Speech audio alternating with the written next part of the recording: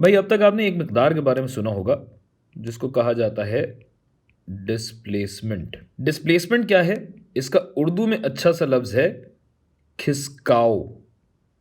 यानी एक जगह से दूसरी जगह तक आप खिसके हैं, तो आपकी जो पोजीशन है वो तब्दील हुई है।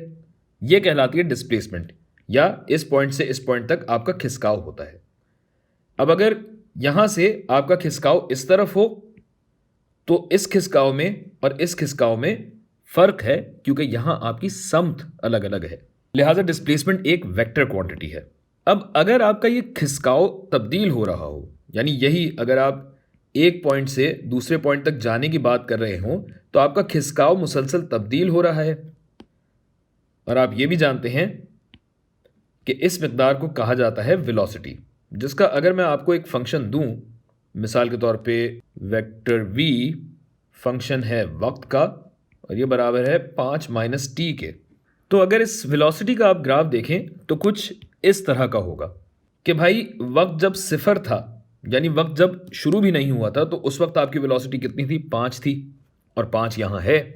और जूं जूं वक्त बढ़ता चला जाता है या वक्त गुजरता चला जाता है तो आपकी वेलोसिटी कम हो रही है, और ये एक मुसलसल या कांस्टेंट शरह तब्दीली के साथ बदल रही है। तो अगर मैं आपसे कहूं कि आप इसका खिसकाव निकालें 5 सेकंड बाद, तो यहां आपको नजर आ रहा है कि 5 सेकंड बाद क्या हो रहा है भाई? वेलोसिटी इसकी सिफर हो रही है, तो खिसकाव कितना हुआ होगा? तो अब फिजिक्स से हटके आपने रियाजी के हवाले से सोचा कि भाई अगर ये वेलोसिटी का ग्राफ दिया हुआ है तो इसकी शरह तब्दीली तो जो होती है हो। मैं ये ज़रूर जानता हूं कि वेलोसिटी ज़रब टाइम अगर किया जाए तो ये डिस्प्लेसमेंट के बराबर होता है। गोया इस रकबे ज़ेर ग्राफ की बात हो रही है, और ये रकबा अगर आपको निकालना हो तो उसके लिए आप करते हैं इंटीग्रेट। और इंटीग्रेट कहाँ से कहाँ तक करना होगा? वक्त की इब्तिदा से 5 सेकंड तक, जिस पे आपको डिस्प्लेसमेंट निकालनी है। और इंटीग्रेट आप करेंगे किसे? v के फंक्शन को करेंगे, जो कि है 5 माइनस टी। तो या तो इसमें कदरें डाल लें या डायरेक्ट बस ये रकबा निकाल लीजिए, जो कि होगा हाफ ज़रब बेस जो कि है 5 ज़रब ऊंचाई जो कि है 5, तो ये बनेगा आपका 5 सेकंड बाद खिसकाव 12.5 मीटर। अच्छा, इसको मैं अगर ये कहूं कि 5 सेकंड में कितना खिसकाव हुआ है, तब मेरा ख्याल ज़्यादा बेहतर होगा कि 5 सेकंड में ये 12.5 मीटर तय हुए हैं। और अगर यही 10 सेकंड में निकाला जाए तो 10 सेकंड के लिए क्या करना पड़ेगा? यही करना पड़ेगा। लेकिन अब क्या होगा कि आप इस फंक्शन को इंटीग्रेट कर रहे होंगे 0 से लेकर 10 तक, और जब आप ये करेंगे तो ग्राफ के ज़रिए आप देख सकते हैं कि अब आपको ये रकबा भी जमा करना पड़ेगा, लेकिन ये रकबा है मनफी, और ये भी 12.5 है, ये भी 12.5 है, तो 12.5 जमा मनफी 12.5 ये हो जाएगा 0 मीटर। यानी 10 सेकंड बाद आप वापस आके अपनी पोजीशन पे आन खड़े हुए हैं, यानी यहाँ से आप वहाँ तक गए हैं और फिर ये आप वापस आ गए।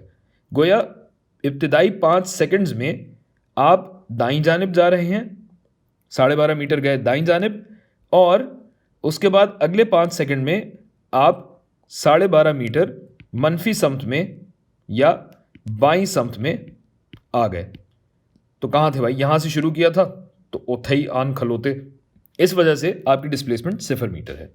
लेकिन आप जानते हैं कि ये खिसकाव तो ज़रूर हुआ है, लेकिन कुछ ना कुछ फासला भी तो तय किया है आपने। 12.5 वहाँ गए, 12.5 वापस आए, तो भाई 25 मीटर आपने तय तो किया है ना। तो क्या हुआ कि आपने यहाँ से शुरू किया और वापस यहीं आके खड़े हुए? तो ये फासला जो है इसको हम अंग्रेजी में कहते हैं डिस्टेंस। और डिस्टेंस में जैसा कि मैंने आपको बताया, हम इस बात का ख्याल नहीं रखते कि समत किस तरफ है। तो हम वेक्टर नहीं स्केलर की बात कर रहे हैं, और इस स्केलर का नाम है रफ्तार, यानी स्पीड। और स्पीड क्या होती है? इस वेक्टर की अगर हम कदर मुतलक यानी एब्सोल्यूट वैल्यू हम ले लें, यानी वेलोसिटी का मैग्नीट्यूड अगर ले लें, तो हमारे पास स्पीड आ जाती है।